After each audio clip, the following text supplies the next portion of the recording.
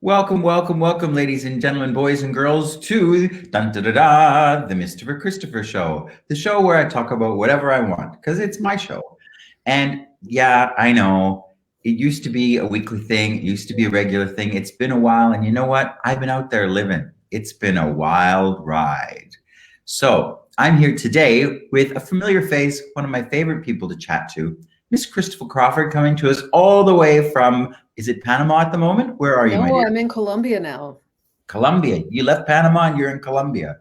Yeah, I didn't like Panama. It's beautiful, but like this is better. Yeah, we're sort of in transition, but I think we're going to settle in Colombia for the next year, see what happens. I've known you living in Canada, in Atlanta, Georgia, in Colombia, in Panama.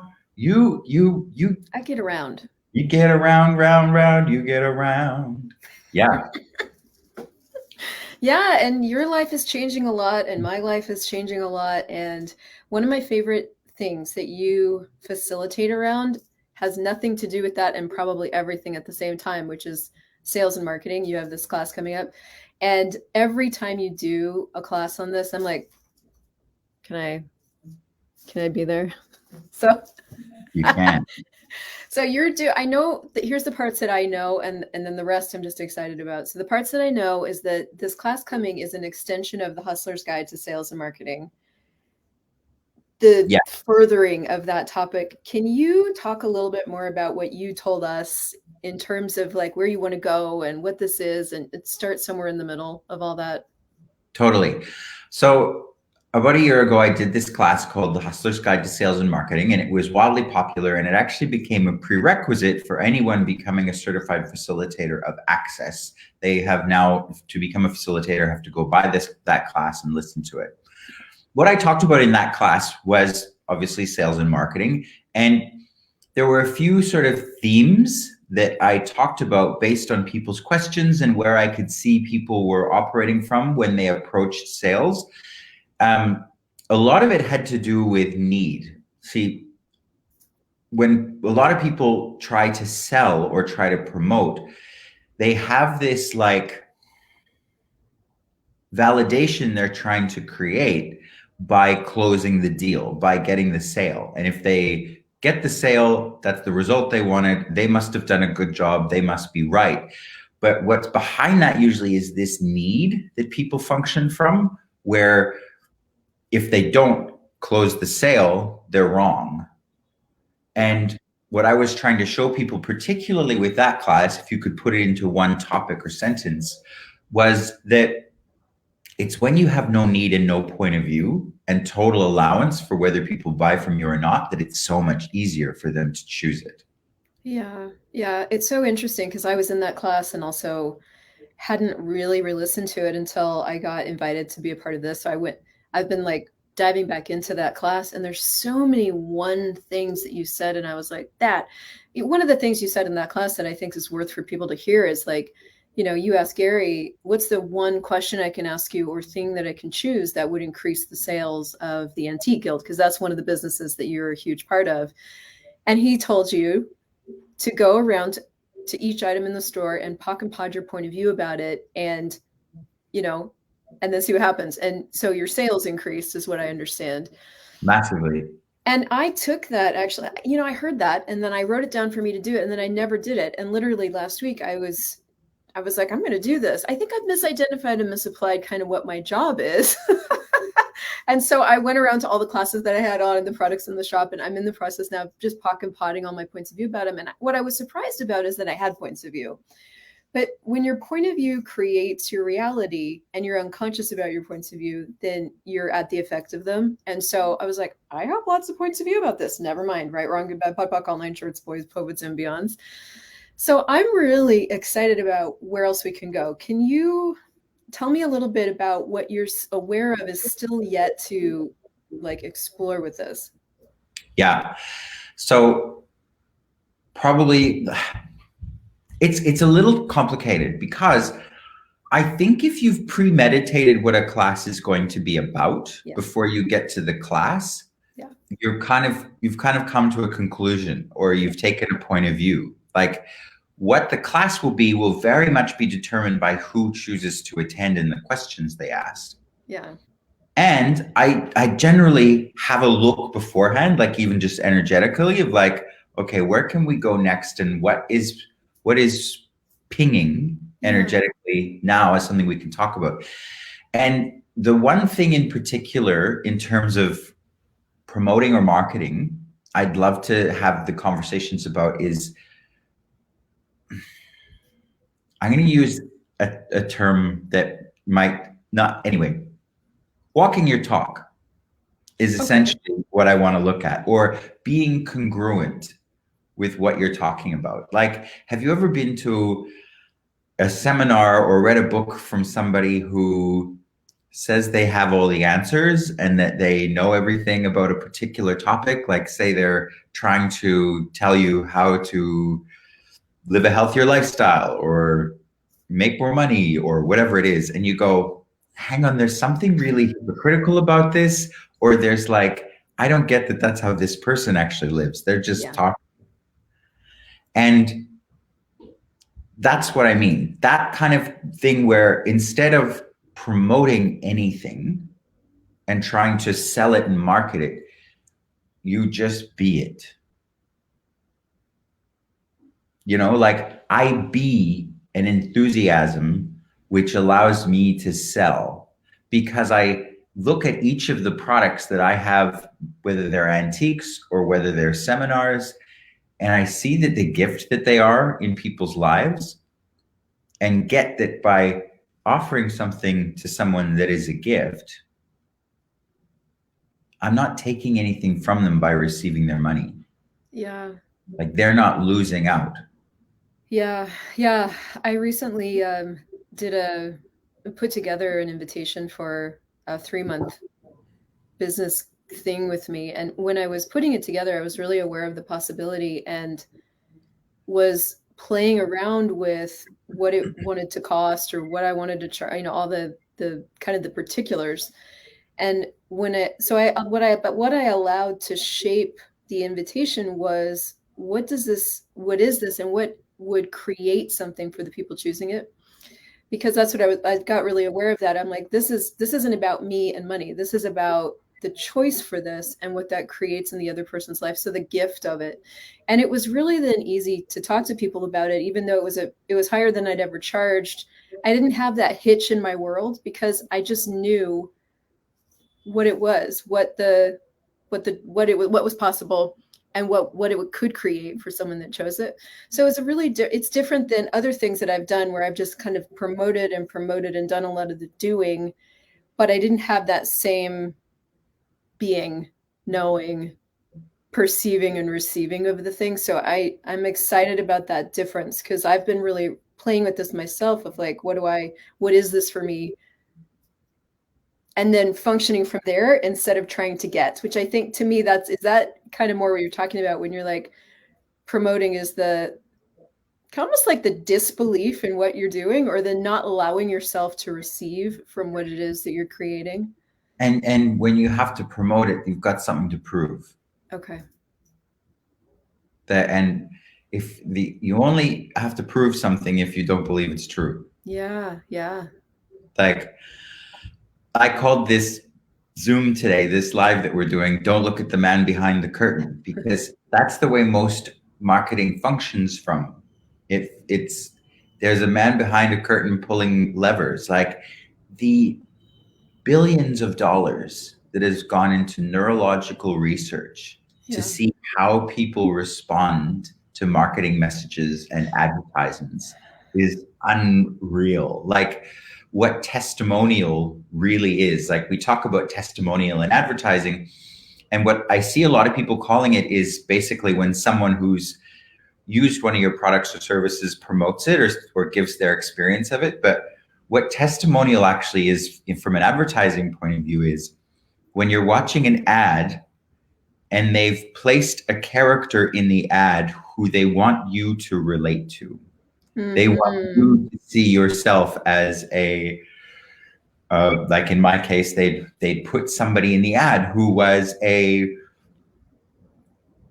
person in their 40s who was probably gay, who had a certain amount of disposable income, and they would create this character with really subtle messages to make your brain go, oh, that's me. This must be a product for me. Oh, that would enrich my life. But we're not that dumb. Like a lot of people are unconsciously viewing this stuff and they do go, okay, but I'm more interested in something that could create a sustainable future, Okay. both for the business and for the planet. And when we're doing something that is, oh, and I hate using this word, genuine, like if we're clear on what it is we want to create as our future, we're clear on what it is we want to create as our life, and our business is an extension of that and helps facilitate that process, people get it. And that's that congruency where they're like, okay, you're actually being what you're talking about here. Yeah. And so that I would support. Yeah, I love the word congruent because seems true. Genuine and authentic have always done this kind of wonky thing for me. I know, even the walk your talk thing, I'm like, oh, there's something. Yeah. Well, because what we're talking about is an energetic reality that is almost impossible to put into words. I mean, I think being is the closest you can get, and that doesn't have a definition. So, yeah. Oh, I was going to say something cool. It's gone. Always say things that are cool. I was going to ask you something else. I don't know if this will go anywhere. I mean, the energy of what you were just saying to me had the energy more of catalyst for a greater possibility. You talked about being clear on what you want to create and then being that in the world. And to me, that is the choice for being the catalyst for people to choose or not choose, which is very different than trying to get. And when you're trying to get, what I get about that is like, you don't believe there's so many things underneath trying to get. That has nothing to do with creating a greater world. And you said sustainable future. Yeah. Well, most of that trying to get is about trying to get people's money. And when that's all you're interested in, all that creates is money today. It doesn't create the future tomorrow, and it doesn't create that sustainable future you're talking about. Yeah. One of the things that Gary Douglas has said recently that really inspired me and was part of what inspired me to want to do this class is he was talking about how with access consciousness, as an example, a lot of us have businesses related to access consciousness. You can't sell it. Yeah. And you can't promote it. You have just got to be it in your daily life and live with those tools and be the tools that Access gives us. And as a result, it just starts to happen because people perceive that. Yeah.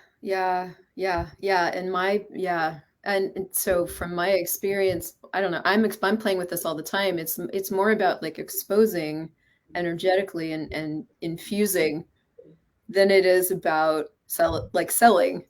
But so this is interesting because this is a whole different you're also really good at selling. So from your point of view, or like what are we doing? So here's basically what I see selling and marketing as. Yeah. Oi, look over here. So like that. Which is what I called this class. And people are like, what? Yeah. Oi, look over here. You don't need to sell it. Yeah. You don't need to market it. You don't need to convince people and prove to people that your product is valuable. What you do need to do is let them know that it's there. Yeah. And say, hey, is this something you want? And if you are willing to be that, let people know it's there, but also don't have anything to prove and don't need them to buy it, it's so much easier. Like I do that all the time with what we're selling at either the Antique Guild or with Access seminars or whatever it is. Just show them that it's possible. Just say, here, I've got this. Do you want it? And if they don't, it doesn't mean anything about you or them. No, that's so good. But the other thing, I've been around you in the Antique Guild and I've bought a lot of things from you. The other thing you do is you expose interest or the things of interest about the thing, there's something that you do that like exposes even great. So you've got these beautiful pieces, and their beauty in and of themselves is this pull, but you contribute to it by going, and yeah, there's this really cool story for it. So all of a sudden, like its whole sort of spherical gift is revealed, and that in and of itself is enough to, that sells itself. Yeah. Well, it's important to find out about what it is that you've got to offer. Yeah. And not see what this reality's school of marketing does, and I know because I did my master's in marketing. Wow. They teach you to look at the benefit that a product has, which could be part of that story you're talking about. Look at the feature that product has, which could be part of that story. And based on that feature, what is the benefit? Mm-hmm. And how does it improve your life? Again, that's all designed to like prove to you something or manipulate you into choosing something. My thing is, I like to learn. That's what stimulates me. I like to find out more about something and facilitate my knowledge, because the more I learn, the more possibilities I'm aware of. Like I love to walk through an art gallery or a museum or a science fair even, because you see things by exposing yourself to things you've never seen before. You open your mind to possibilities that you'd never considered were real. Yeah. So by digging into something and finding out about it, it does come alive. And I love sharing that story, because it's not about this is why you need it.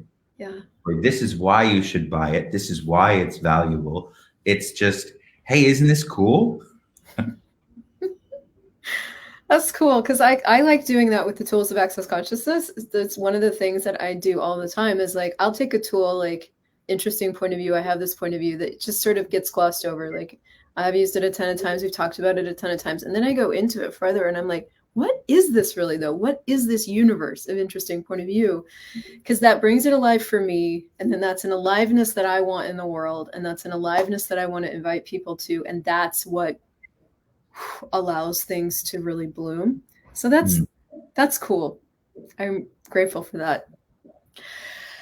So if we want to continue this conversation, we have to do it in class. Yes, we do. And cool. If you stall for a moment, I will look up the registration link. Oh, I found it. Good. Aren't these your earrings interesting? They're so light and actually handmade by an entrepreneur in Colombia. That was stalling. And look, there's the registration link. So for anyone who would like to join us, who would like to even find out more, you can have a look on the link I've just put in the chat there and join us, register. We'd love to have you be a part of this creation, because as I said earlier, it's you guys out there coming along to classes like this and the questions you ask that allow us to open doors to new awarenesses and different possibilities. Yeah, and just as a final invitation, I know this is going to be a part of the book that you're writing on sales and marketing. So if you guys would like to be immortalized and be a part of the conversation, we'd be really grateful. Absolutely. Yeah, cool. Thank you, Chris. I'll see you soon. Thank you, my dear. Bye. Bye.